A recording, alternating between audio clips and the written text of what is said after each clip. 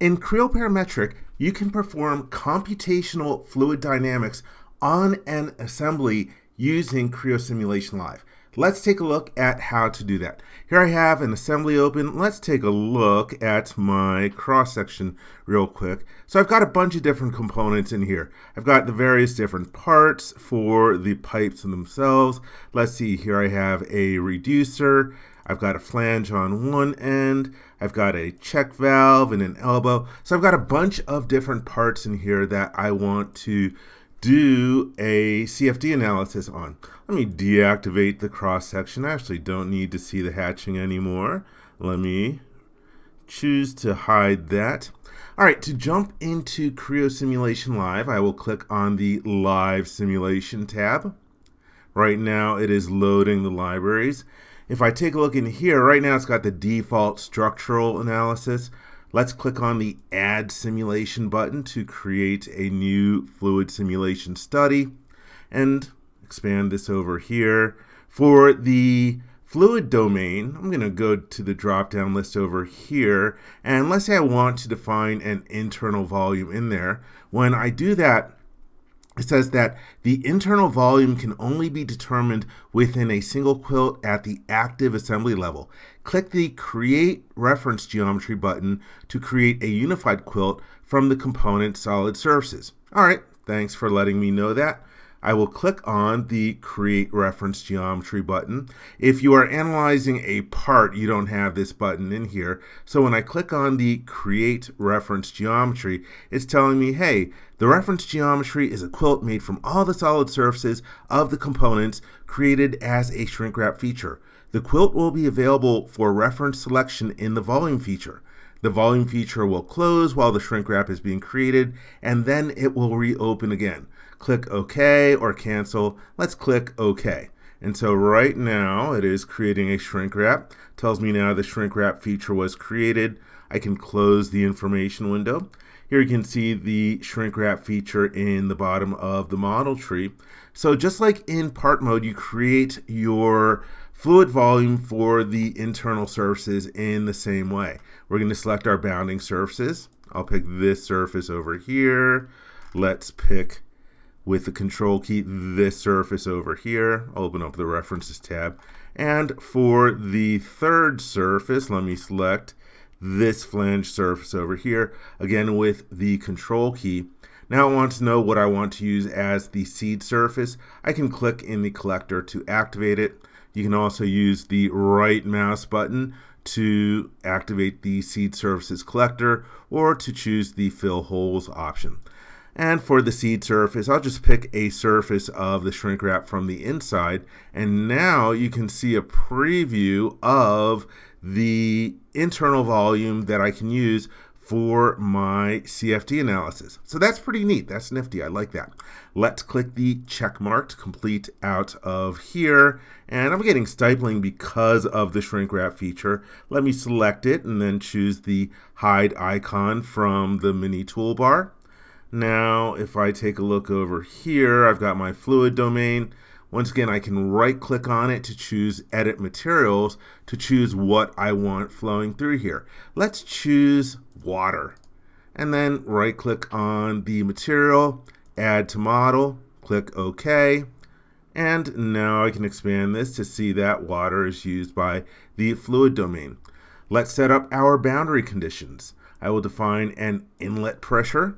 And I'll pick this surface over here. Right now it's suggesting megapascals for the units based on my assembly units.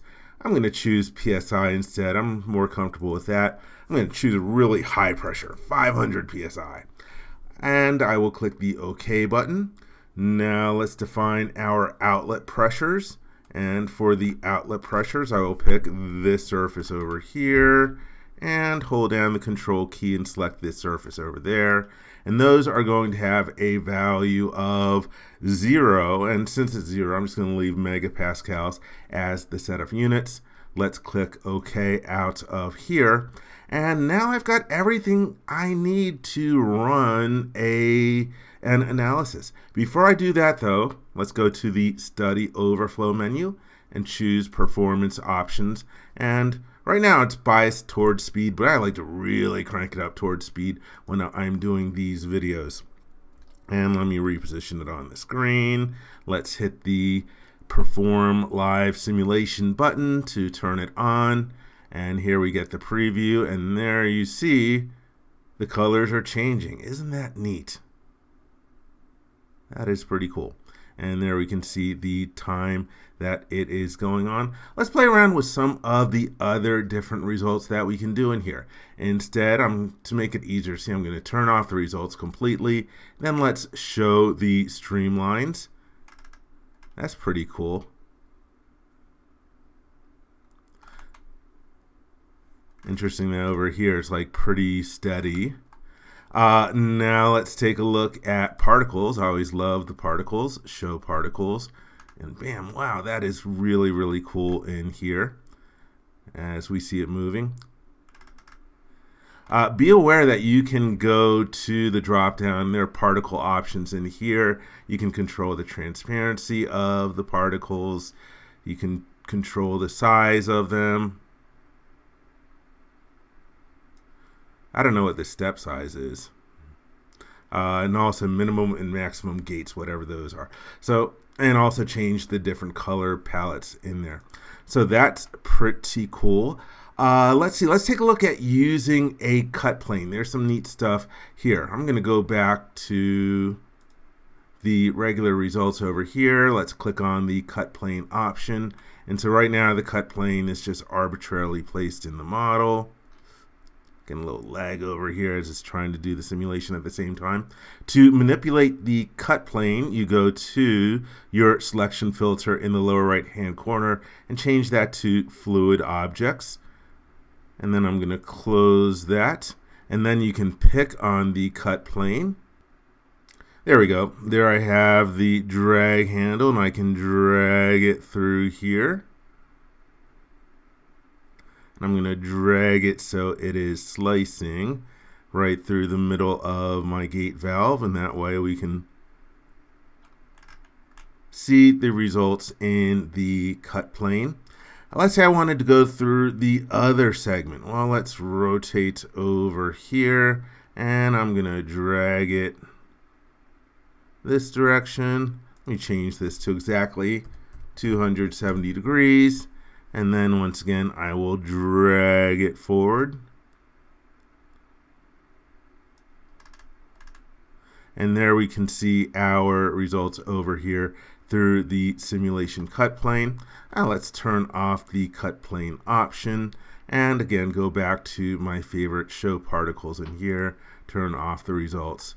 And again, this is just really, really neat stuff and incredibly fast for computational fluid dynamics. I hope you enjoyed this video. For more information, please visit www.creowindshield.com. If you learned something from this video, please give it a thumbs up. And if you like this video, please click the subscribe button and ring the bell to be informed when new videos are uploaded. Thank you very much.